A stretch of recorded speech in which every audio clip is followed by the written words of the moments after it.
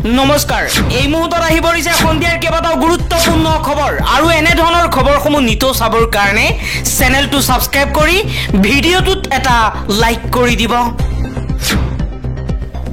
এই মুহূৰ্তত এটা গুৰুত্বপূৰ্ণ খবৰ পাকিস্তানে পুনৰ ভাৰতৰ সীমান্তৱৰ্তী অঞ্চলত ভয়ংকৰ আক্ৰমণ চলাইছে পাকিস্তানী সেনাৰ আক্ৰমণত নিহত হৈছে ৰাজৌৰীৰ জম্মু কাশ্মীৰ প্ৰশাসনৰ অতিৰিক্ত জিলা উন্নয়ন আয়ুক্ত নিহত বিষয়াগৰাকীৰ নাম ৰাজকুমাৰ থাপা আন এটা খবৰ ফিৰোজপুৰত পাকিস্তানৰ ড্ৰোন আক্ৰমণ আহত হৈছে এটা পৰিয়াল আহত লখাবন্দৰ সিং তেওঁৰ ভাতৃ মনু আৰু পত্নী সুখবিন্দৰ কৌৰ পৰিয়ালৰ আহত সদস্যক চিকিৎসাৰ বাবে ফিৰোজপুৰৰ এখন ব্যক্তিগত চিকিৎসালয়ত ভৰ্তি কৰা হৈছে আন এটা খবৰ পাকিস্তানে পুনৰ আক্ৰমণ চলাইছে ভাৰতৰ ওপৰত সীমান্তৱৰ্তী অঞ্চলত দিনে নিশাই আক্ৰমণ অব্যাহত ৰাখিছে পাকিস্তানী সেনাই ইফালে পাকিস্তানী সেনাক প্ৰত্যুত্তৰ দিবলৈ সাজু ভাৰতীয় সেনা 26খন ঠাইত পাকিস্তানী সৈন্যই ড্ৰোন আক্ৰমণ চলোৱা পৰিলক্ষিত হৈছে ভাৰত চৰকাৰে কঠোৰ ব্যৱস্থা গ্ৰহণ কৰিছে পাকিস্তানী সৈনিকসকলক প্ৰত্যুত্তৰ দিবলৈ ভাৰতীয় সেনাবাহিনীয়ে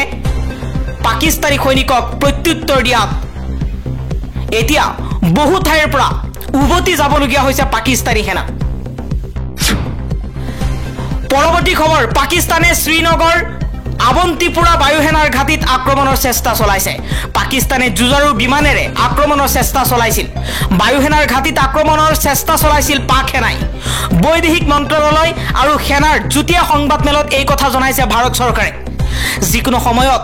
পাকিস্তানৰ সৈতে মোকাবিলা কৰিবলৈ প্ৰস্তুতি চলাইছে ভাৰতীয় সেনাই আন এটা খবৰ ভাৰতৰ বিভিন্ন প্ৰান্তত থকা অসমৰ শিক্ষাৰ্থীৰ বাবে অসম চৰকাৰে বিশেষ হেল্পলাইন নম্বৰ মুকলি কৰিছে দেশত শেহতীয়াকৈ যুদ্ধকালীন পৰিস্থিতিৰ বাবে এই হেল্পলাইন নম্বৰ মুকলি কৰিছে হেল্পলাইন নম্বৰটো হৈছে 01120100298 আৰু এটা নম্বৰ মুকলি কৰা হৈছে 26877711 ভাৰতৰ বিভিন্ন প্ৰান্তত অসমৰ শিক্ষাৰ্থীসকলৰ বাবে এই টোল ফ্ৰী নম্বৰ মুকলি কৰা হৈছে পৰৱৰ্তী খবৰ ভাৰতে ধ্বংস কৰিছে পাকিস্তানৰ 5টাকৈ বায়ুসেনাৰ ঘাটি বৃহৎ পৰিমাণৰ অস্ত্ৰ শস্ত্ৰৰ ভাণ্ডাৰ ধ্বংস কৰিছে ভাৰতে বৈদেশিক মন্ত্ৰালয় আৰু সেনাৰ যুটীয়া সংবাদমেলত এই তথ্য প্ৰকাশ কৰিছে পৰৱৰ্তী খবৰ হাৰিয়ানাৰ চিৰচাত উদ্ধাৰ হৈছে মিছাইলৰ কিছু অংশ ভয়ংকৰ আক্ৰমণৰ চেষ্টা চলাইছিল পাকিস্তানে কিন্তু পথাৰৰ মাজত এইদৰে মিছাইল পৰি থকা পৰিলক্ষিত হৈছে এই মুহূৰ্তত স্ক্ৰীনত আপোনালোকক দেখুৱাইছো ৰাতিৰ সময়তেই হাৰিয়ানাত আক্ৰমণৰ চেষ্টা চলাইছিল পাকিস্তানী সেনাই কিন্তু এই আক্ৰমণ সফল নহল পাকিস্তানৰ বাবে পাকিস্তানে ভাৰতৰ ওপৰত এই ভয়ংকৰ আক্ৰমণৰ চেষ্টা চলাইছিল মিছাইলৰ দ্বাৰা কিন্তু মিছাইল পথাৰৰ মাজত এইদৰে পৰি থকা পৰিলক্ষিত হৈছে আন এটা খবৰ পিঅ'কেৰ হিয়ালকুঠত বিএছএফৰ আক্ৰমণ উৰুৱালে সন্ত্ৰাসবাদীৰ ঘাটি সেই ঘাটিৰ পৰাই ভাৰতলৈ নিক্ষেপ কৰি আহিছিল মিছাইল ড্ৰোন এই ঘাটিৰ পৰাই সন্ত্ৰাসবাদী ভাৰতত প্ৰৱেশ কৰাৰ তথ্য বিএছএফৰ হাতত পৰৱৰ্তী খবৰ জম্মু কাশ্মীৰত পাকিস্তানী সেনাই চলাইছে ভয়ংকৰ আক্ৰমণ কিছু সময় পূৰ্বে জম্মু কাশ্মীৰৰ মুখ্যমন্ত্ৰী উমৰ আব্দুল্লাই এই কথা স্পষ্ট কৰিছে উমৰ আব্দুল্লাই আক্ৰমণ কৰা ঠাই ভ্ৰমণ কৰিছে বৃহৎ পৰিমাণৰ ক্ষয়ক্ষতি হৈছে জম্মু কাশ্মীৰত জম্মুৰ ৰেহাৰী আৰু ৰূপনগৰত ভ্ৰমণ কৰিছে মুখ্যমন্ত্ৰী উমৰ আব্দুল্লাই বাহিন্দাসকলে সন্মুখীন হোৱা যন্ত্ৰণা আৰু বিঘিনি গভীৰভাৱে উদ্বেগজনক মুখ্যমন্ত্ৰী উমৰ আব্দুল্লাই কৈছে আমি প্ৰতিটো আক্ৰান্ত পৰিয়ালৰ সৈতে থিয় দিম আৰু পলম নকৰাকৈ প্ৰয়োজনীয় সকলো সহায় আগবঢ়োৱাটো নিশ্চিত কৰিম উমৰ আব্দুল্লাই কাশ্মীৰৰ বিভিন্ন প্ৰান্তত আক্ৰমণ কৰাৰ পাছতেই সেই ঠাইসমূহ ভ্ৰমণ কৰিছে পাকিস্তানী সেনাই ভাৰতৰ সীমান্তৱৰ্তী অঞ্চলত বিশেষকৈ বেছি আক্ৰমণ চলাইছে নিৰীহ জনতাৰ ওপৰত আক্ৰমণ চলাইছে ঘৰসমূহক টাৰ্গেট কৰি লৈছে পাকিস্তানী সেনাই পৰৱৰ্তী খবৰ পাকিস্তানী সেনাই পুনৰ মিছাইলেৰে ভাৰতৰ ওপৰত আক্ৰমণ কৰাৰ ভিডিঅ' সামাজিক মাধ্যমত প্ৰচাৰ কৰিছে স্ক্ৰীনত দেখুৱাইছো এইগৰাকী পাকিস্তানী সেনাই মিছাইলেৰে ভাৰতৰ ওপৰত আক্ৰমণ চলাইছে মিছাইলে আক্ৰমণ কৰিছে ভাৰতৰ ওপৰত পাকিস্তানী সেনাই ভিডিঅ' প্ৰেৰণ কৰিছে পাকিস্তানী সৈন্যবাহিনীসকলে ভাৰতৰ ওপৰত কেইবাটাও মিছাইলেৰে আক্ৰমণ কৰি থকা ভিডিঅ' সামাজিক মাধ্যমত প্ৰচাৰ কৰিছে ভাৰতক লক্ষ্য কৰি লৈ কেইবাটাও মিছাইল নিক্ষেপ কৰিছে পাকিস্তানী সেনাসকলে কৈছে যে আমি জীয়াই থকালৈকে পাকিস্তানে কেতিয়াও হাৰ নামানে পৰৱৰ্তী খবৰ ভাৰতে অপাৰেশ্যন সিন্দুৰ অভিযান চলাইছে আৰু এতিয়া পাকিস্তানে আৰম্ভ কৰিছে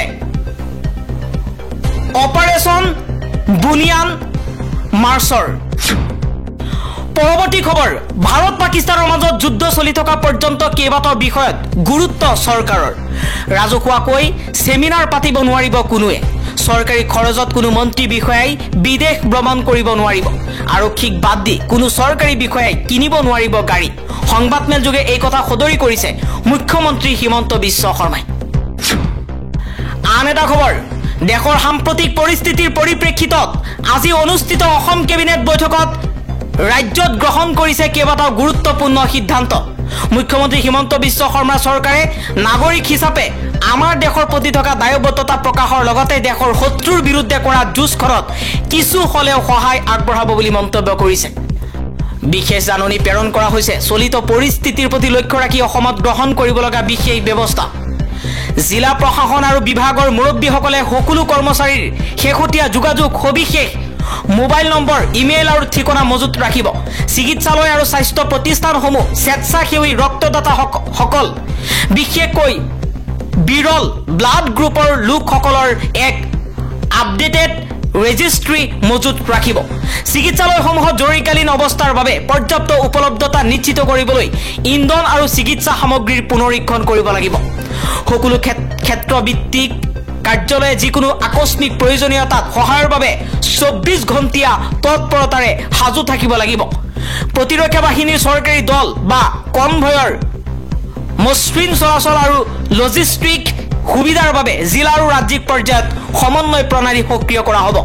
অসমৰ পৰা ৰাজ্যৰ বাহিৰত নিযুক্তি পোৱা প্ৰতিৰক্ষা বাহিনীৰ পৰিয়ালসমূহৰ সৈতে নিৰন্তৰ যোগাযোগ ৰখা সুনিশ্চিত কৰা আৰু প্ৰয়োজনীয়তা সাপেক্ষে যিকোনো সহায়ৰ আশ্বাস প্ৰদান সুনিশ্চিত কৰিব লাগিব নিৰবিচ্ছিন্ন নাগৰিক সেৱা নিশ্চিত কৰাৰ হেতু জিলা আয়ুক্ত আৰু আৰক্ষী অধীক্ষকসকলে অসামৰিক আৰক্ষী আৰু জৰুৰীকালীন সেৱা শাখাসমূহৰ মাজত সমন্বয় তীব্ৰ কৰাত গুৰুত্ব প্ৰদান কৰিব বিষয়াসকলে অনানুষ্ঠানিক ভ্ৰমণৰ পৰা বিৰত থাকিব লাগিব আৰু আন অনুমতি নোহোৱালৈকে তেওঁলোকৰ নিযুক্তিপ্ৰাপ্ত স্থানৰ ভিতৰতেই থাকিব লাগিব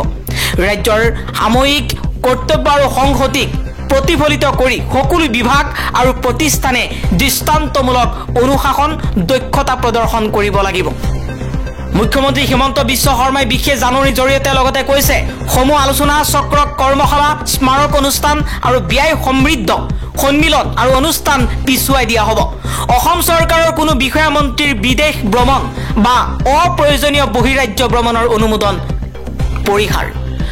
বাহন আচবাব বা কাৰ্যালয়ৰ আন্তঃগাঁথনি ক্ৰয় আৰম্ভণি বা প্ৰক্ৰিয়াকৰণ কৰা নহ'ব কৰ্মক্ষেত্ৰত দুপৰীয়াৰ আহাৰ আনুষ্ঠানিক নৈশ আহাৰ সাংস্কৃতিক অনুষ্ঠান আৰু মনোৰঞ্জনৰ ব্যয় পৰিহাৰ কৰিব লাগিব অত্যাৱশ্যকীয় সেৱাৰ সৈতে সম্পৰ্কিত নহ'লে ডাঙৰ সমাৱেশ বা আন সভাসমূহ পিছুৱাই দিয়া হ'ব বা আৱাসীয় মাধ্যমত অনুষ্ঠিত কৰা হ'ব উদ্বোধন সম্বৰ্ধনা অনুষ্ঠান বা অন্যান্য আনুষ্ঠানিক কাৰ্যসূচী পিছুৱাব লাগিব ৰাজহুৱা তথ্যৰ প্ৰচাৰত বিশেষভাৱে প্ৰয়োজনৰ বাদে কোনো প্ৰিন্টিং বা প্ৰচাৰ সামগ্ৰী বিজ্ঞাপন বা দৃশ্য শ্ৰাব্য সমল প্ৰস্তুত কৰা নহ'ব অপ্ৰয়োজনীয় প্ৰশিক্ষণ কাৰ্যসূচী বা ভ্ৰমণৰ সৈতে জড়িত কাৰ্যসূচীসমূহ পুনৰ নিৰ্ধাৰণ কৰা হ'ব সকলো বিভাগে চলিত কামসমূহৰ পৰ্যালোচনা কৰিব আৰু অনুমোদন সাপেক্ষে অগ্ৰাধিকাৰযুক্ত নোহোৱা ব্যয়সমূহ স্থগিত ৰাখিব প্ৰয়োজন সাপেক্ষে বৰ্তমান ছুটিত থকা প্ৰসূতি চিকিৎসাৰ বাহিৰে চৰকাৰী কৰ্মচাৰীসকলক ঊৰ্ধ্বতন কৰ্তৃপক্ষৰ দ্বাৰা সিদ্ধান্ত লোৱাৰ সময়ত পুনৰ কৰ্মক্ষেত্ৰলৈ মতা হ'ব পাৰে আৰু 24 ঘণ্টাৰ ভিতৰত কৰ্মত নিযুক্ত হ'ব পৰাকৈ উপলব্ধ থাকিব লাগিব।